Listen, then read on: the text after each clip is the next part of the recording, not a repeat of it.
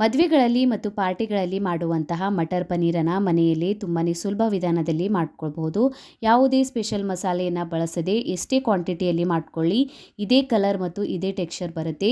ತುಂಬಾ ಟೇಸ್ಟಿಯಾಗಿರುತ್ತೆ ಚಪಾತಿ, ಪೂರಿ, ಪರಾಠ ಜೊತೆಗೆ. ನಮಸ್ಕಾರ ಎಲ್ಲರಿಗೂ, ವೆಲ್ಕಮ್ ಟು ಮೈ ಚಾನಲನ್ನು ಯಾರು ಹೊಸದಾಗಿ ನೋಡ್ತಾ ಇದ್ದೀರಾ ಚಾನಲನ್ನು ಸಬ್ಸ್ಕ್ರೈಬ್ ಮಾಡ್ಕೊಳ್ಳಿ, ಬೆಲ್ಲೈಕನನ್ನು ಪ್ರೆಸ್ ಮಾಡ್ಕೊಳ್ಳಿ. ನಾನು ಹಾಕಿದ ವಿಡಿಯೋಸ್ ನೋಟಿಫಿಕೇಶನ್ ನಿಮ್ಗೆ ಸಿಗುತ್ತೆ. ಮೊದಲು ನಾನು ಪನ್ನೀರನ್ನು ಕಟ್ ಮಾಡ್ಕೊತಾ ಇದ್ದೀನಿ. ಈ ಥರ ಸಣ್ಣ ಸಣ್ಣ ಪೀಸಸಲ್ಲಿ ಕಟ್ ಮಾಡ್ಕೊಂಡಿದ್ದೀನಿ. ಈ ಥರ ಕಟ್ ಮಾಡ್ಕೊಳ್ಳೋದ್ರಿಂದ ಪನ್ನೀರ್ ಗ್ರೇವಿಯಲ್ಲಿ ಒಡೆದೋಗೋದಿಲ್ಲ ಮತ್ತು ಈವನ್ ಆಗಿ ಎಲ್ಲರಿಗೂ ಬರುತ್ತೆ ಪನ್ನೀರ್. ಅದಕ್ಕಾಗಿ ಈ ಥರ ಪೀಸಸಲ್ಲಿ ಕಟ್ ಮಾಡ್ಕೊಂಡ್ಬಿಟ್ಟು ಈಗ ನಾವು ಒಂದು ಕಡಾಯಿಗೆ ಎಣ್ಣೆಯನ್ನು ಹಾಕ್ಕೊಂಡ್ಬಿಟ್ಟು ಪನ್ನೀರನ್ನು ಸ್ವಲ್ಪ ರೋಸ್ಟ್ ಮಾಡ್ಕೊಳ್ಬೇಕು.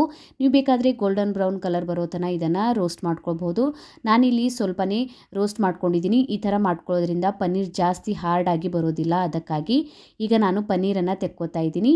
ನೀರನ್ನು ಬಿಸಿ ಮಾಡ್ಕೊಂಡಿದ್ದೀನಿ. ಇದಕ್ಕೆ ಅರ್ಧ ಟೇಬಲ್ ಸ್ಪೂನಷ್ಟು ಉಪ್ಪನ್ನು ಹಾಕ್ಕೊಂಡಿದ್ದೀನಿ. 2 ಕೆಂಪು ಮೆಣಸಿನ್ಕಾಯಿನ ಹಾಕ್ಕೊಂಡ್ಬಿಟ್ಟು ಇದರೊಳಗೆ ನಾವು ಫ್ರೈ ಮಾಡ್ಕೊಂಡಿರುವಂತಹ ಪನ್ನೀರನ್ನು ಹಾಕ್ಕೊಂಡ್ಬಿಟ್ಟು ಒಂದು 15 ನಿಮಿಷ ಬಿಟ್ಬಿಡಿ. ತುಂಬಾ ಟೇಸ್ಟಿಯಾಗಿರುತ್ತೆ ಈ ರೀತಿಯಲ್ಲಿ ಪನ್ನೀರನ್ನು ಮಾಡಿಕೊಂಡ್ರೆ. ಈಗ ನಾನು 3 ಮೀಡಿಯಮ್ ಸೈಜ್ ಈರುಳ್ಳಿಯನ್ನು ಈ ಥರ ತೆಳುವಾಗಿ ಉದ್ದ ಕಟ್ ಮಾಡ್ಕೊಂಡಿದ್ದೀನಿ. ಈ ಥರ ಬಿಡಿಸ್ಕೊಂಡ್ಬಿಡಿ.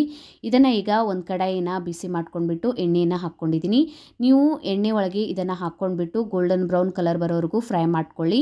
ಈ ಥರ ಫ್ರೈ ಮಾಡಿ ಗ್ರೇವಿ ಮಾಡೋದ್ರಿಂದ ತುಂಬ ಚೆನ್ನಾಗಿ ಟೆಕ್ಸ್ಚರ್ ಮತ್ತು ಕಲರ್ ಬರುತ್ತೆ. ನೀವೇನಾದರೂ ಸಣ್ಣ ಕಟ್ ಮಾಡ್ಕೊಂಡ್ಬಿಟ್ಟು ಗ್ರೇವಿ ಹಾಗೆ ಮಾಡ್ಕೋತೀರಾ ಅಂದರೆ ಈರುಳ್ಳಿ ಒಂದು ಬೇಯುತ್ತೆ, ಒಂದು ಬೇಯೋದಿಲ್ಲ ಮತ್ತು ಟೆಕ್ಸ್ಚರ್ನೂ ಅದು ಸರಿಯಾಗಿ ಬರೋದಿಲ್ಲ. ಈ ರೀತಿಯಲ್ಲಿ ಒಂದ್ಸಲ ಟ್ರೈ ಮಾಡಿ ನೋಡಿ. ಈಗ ಈ ಥರ ಕಲರ್ ಬಂದಮೇಲೆ ಒಂದು ಟಿಶ್ಯೂ ಪೇಪರ್ ಮೇಲೆ ಈ ಈರುಳ್ಳಿಯನ್ನು ತೆಕ್ಕೊಳ್ಳಿ. ಜಾಸ್ತಿ ಕಪ್ಪಾಗೋವರೆಗೂ ಬಿಡಬೇಡಿ. ಈ ಥರ ಗುಲಾಬಿ ಬಣ್ಣಕ್ಕೆ ಬಂದಾಗ ಒಂದು ಟಿಶ್ಯೂ ಪೇಪರ್ ಮೇಲೆ ಈ ಈರುಳ್ಳಿಯನ್ನು ತೆಕ್ಕೊಂಡ್ಬಿಡಿ. ಈಗ ನಾನು ಮಸಾಲೆಯನ್ನು ರುಬ್ಕೋತಾ ಇದ್ದೀನಿ. ಮಿಕ್ಸಿ ಜಾರಿಗೆ ಶುಂಠಿ ಬೆಳ್ಳುಳ್ಳಿನ ಹಾಕ್ಕೊಂಡಿದ್ದೀನಿ. ಇದಕ್ಕೆ ನಾವು ಫ್ರೈ ಮಾಡ್ಕೊಂಡಿರುವಂತಹ ಈರುಳ್ಳಿಯನ್ನು ಹಾಕ್ಕೊಳ್ಬೇಕು. ಎಲ್ಲ ಈರುಳ್ಳಿಯನ್ನು ನಾನು ಇದರೊಳಗೆ ಹಾಕ್ಕೊಂಡಿದ್ದೀನಿ. ನಾವು ಪನ್ನೀರ್ ಒಳಗೆ ಹಾಕಿದ್ದೀವಲ್ಲ ಕೆಂಪು ಮೆಣಸಿನ್ಕಾಯಿನ ಇದರೊಳಗೆ ಈಗ ಹಾಕ್ಕೊಳ್ಳಿ. ನೆಂದಿರುತ್ತೆ, ರುಬ್ಕೊಳ್ಳೋಕ್ಕೆ ಈಸಿ ಆಗುತ್ತೆ. ಈಗ ನಾನು ಇದನ್ನು ರುಬ್ಕೊಂಡಿದ್ದೀನಿ. 2 ಮೀಡಿಯಮ್ ಸೈಜ್ ಟೊಮ್ಯಾಟೊ ಹಣ್ಣನ್ನು ತೊಗೊಂಡಿದ್ದೀನಿ. ಹಣ್ಣಾಗಿರುವಂತಹ ಈ ಥರ ಕೆಂಪಗೆ ಇರುವಂತಹ ಟೊಮ್ಯಾಟೊ ಹಣ್ಣನ್ನು ತೊಗೊಳ್ಳಿ. 2 ಟೇಬಲ್ ಸ್ಪೂನಷ್ಟು ಮೊಸರನ್ನು ಹಾಕ್ಕೋತಾ ಇದ್ದೀನಿ. ಮೊಸರು ಹಾಕ್ಕೊಳ್ಳೋದ್ರಿಂದ ಟೊಮ್ಯಾಟೊ ಹಣ್ಣಿನ ಹುಳಿಯನ್ನು ಬ್ಯಾಲೆನ್ಸ್ ಮಾಡುತ್ತೆ ಮತ್ತು ಟೆಕ್ಸ್ಚರ್ನು ತುಂಬ ಚೆನ್ನಾಗಿ ಬರುತ್ತೆ ಗ್ರೇವಿಗೆ. 2 ಟೇಬಲ್ ಸ್ಪೂನಷ್ಟು ಮೊಸರನ್ನು ಹಾಕ್ಕೊಂಡ್ಬಿಟ್ಟು ಇದರ ಪೇಸ್ಟನ್ನು ಈ ರೀತಿಯಲ್ಲಿ ರುಬ್ಕೊಳ್ಳಿ. ಈಗ ಈರುಳ್ಳಿಯನ್ನು ಫ್ರೈ ಮಾಡಿರುವಂತಹ ಕಡಾಯಿಯಲ್ಲಿ ಎಣ್ಣೆಯನ್ನು ಸ್ವಲ್ಪ ತೆಕ್ಕೊಂಡಿದ್ದೀನಿ.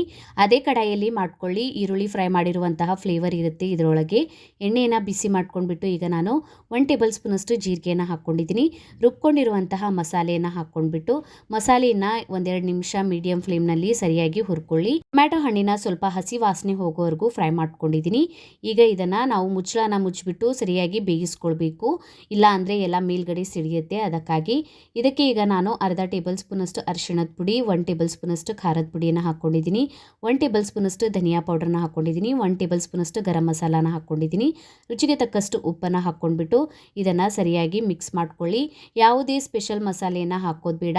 ಇಷ್ಟು ಮಸಾಲೆಯನ್ನು ಹಾಕ್ಕೊಂಡ್ರೆ ತುಂಬಾ ಟೇಸ್ಟಿಯಾದಂತಹ ಈ ಗ್ರೇವಿಯನ್ನು ರೆಡಿ ಮಾಡ್ಕೊಳ್ಬೋದು. ಈಗ ಮಿಕ್ಸಿ ಜಾರನ್ನು ತೊಳ್ಕೊಂಡ್ಬಿಟ್ಟು ನೀರನ್ನು ಸೇರಿಸ್ಕೊಂಡಿದ್ದೀನಿ.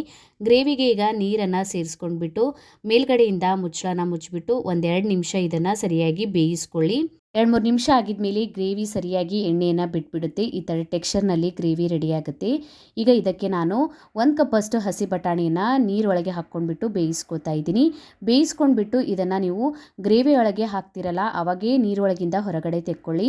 ಇದನ್ನು ಹೊರಗಡೆ ತೆಗೆದುಬಿಟ್ರೆ ಇದು ಸ್ವಲ್ಪ ಡ್ರೈ ಆಗಿಬಿಡುತ್ತೆ. ಅದಕ್ಕಾಗಿ ನೀರೊಳಗೆ ಇಟ್ಕೊಳ್ಳಿ. ಗ್ರೇವಿ ಒಳಗೆ ಹಾಕುವಾಗ ನೀರನ್ನು ತೆಕ್ಕೊಂಡ್ಬಿಟ್ಟು ಹಸಿ ಬಟಾಣಿಯನ್ನು ಹಾಕ್ಕೊಂಡಿದ್ದೀನಿ. ನೀರೊಳಗಿಂದ ತೆಕ್ಕೊಂಡ್ಬಿಟ್ಟು ಪನ್ನೀರನ್ನು ಹಾಕ್ಕೊಂಡಿದ್ದೀನಿ. 1 ಟೇಬಲ್ ಸ್ಪೂನಷ್ಟು ಕಸೂರಿ ಮೇಥಿಯನ್ನು ಹಾಕ್ಕೊಂಡ್ಬಿಟ್ಟು ಇದನ್ನು ಸರಿಯಾಗಿ ಮಿಕ್ಸ್ ಮಾಡ್ಕೊತಾ ಇದ್ದೀನಿ. 1-2 ನಿಮಿಷ ಇದನ್ನು ಸರಿಯಾಗಿ ಬೇಯೋದಕ್ಕೆ ಬಿಡಿ. ಆಮೇಲೆ ನೀವು ಗ್ರೇವಿ ಸ್ವಲ್ಪ ತೆಳುವಾಗಿ ಬೇಕಂದರೆ ಅರ್ಧ ಕಪ್ಪಷ್ಟು ನೀರನ್ನು ಹಾಕ್ಕೊಂಡ್ಬಿಟ್ಟು ಮತ್ತೆ 3-4 ನಿಮಿಷ ಗ್ರೇವಿಯನ್ನು ಮುಚ್ಚಳ ಮುಚ್ಚಿಬಿಟ್ಟು ಬೇಯಿಸ್ಕೊಳ್ಳಿ. ಗ್ರೇವಿ ಆಮೇಲೆ ಗಟ್ಟಿ ಆಗ್ತಾ ಬರುತ್ತೆ ತಣ್ಣಗಾಗಿದ ಮೇಲೆ. ಗ್ರೇವಿ ನಿಮಗೆ ಎಷ್ಟು ಬೇಕು ಅಷ್ಟು ನೋಡ್ಕೊಂಡ್ಬಿಟ್ಟು ನೀವು ನೀರನ್ನು ಸೇರಿಸ್ಕೊಳ್ಬೋದು. ಈಗ ನೋಡಿ ಗ್ರೇವಿ ರೆಡಿಯಾಗಿದೆ. ತುಂಬಾ ಟೇಸ್ಟಿಯಾದಂತಹ ಮಟರ್ ಪನ್ನೀರನ್ನು ತುಂಬಾ ಸುಲಭವಾಗಿ ಮನೆಯಲ್ಲಿ ಈ ರೀತಿಯಲ್ಲಿ ಮಾಡ್ಕೊಳ್ಬೋದು. ಸರಿಯಾಗಿ ಕಲರ್ ಮತ್ತು ಟೆಕ್ಸ್ಚರ್ ಬಂದಿದೆ ಅಂತ ಪಾರ್ಟಿಯಲ್ಲಿ ಮತ್ತು ಮದುವೆಗಳಲ್ಲಿ ಸಿಗುವಂತಹ ಮಟರ್ ಪನ್ನೀರನ್ನು ತುಂಬಾ ಸುಲಭವಾಗಿ ಈ ರೀತಿಯಲ್ಲಿ ಮನೆಯಲ್ಲಿ ಮಾಡ್ಕೊಳ್ಬಹುದು. ಲಾಸ್ಟಿಗೆ ನಾನು ಕಟ್ ಮಾಡ್ಕೊಂಡಿರುವಂತಹ ಕೊತ್ತಂಬರಿ ಸೊಪ್ಪನ್ನು ಹಾಕ್ಕೊಂಡ್ಬಿಟ್ಟು ಮಿಕ್ಸ್ ಮಾಡ್ಕೊಂಡಿದ್ದೀನಿ.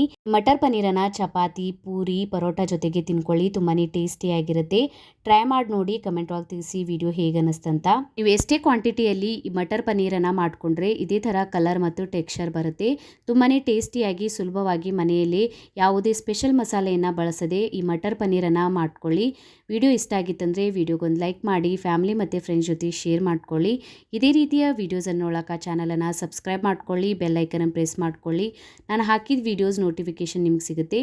ನಂಗೆ ನೀವು ಇನ್ಸ್ಟಾಗ್ರಾಮ್ ಮತ್ತು ಫೇಸ್ಬುಕ್ ಪೇಜಿಗೂ ಫಾಲೋ ಮಾಡ್ಕೊಳ್ಬೋದು. ಲಿಂಕನ್ನು ಡಿಸ್ಕ್ರಿಪ್ಷನ್ ಬಾಕ್ಸ್ನಲ್ಲಿ ಕೊಟ್ಟಿರ್ತೀನಿ. Thank you for watching.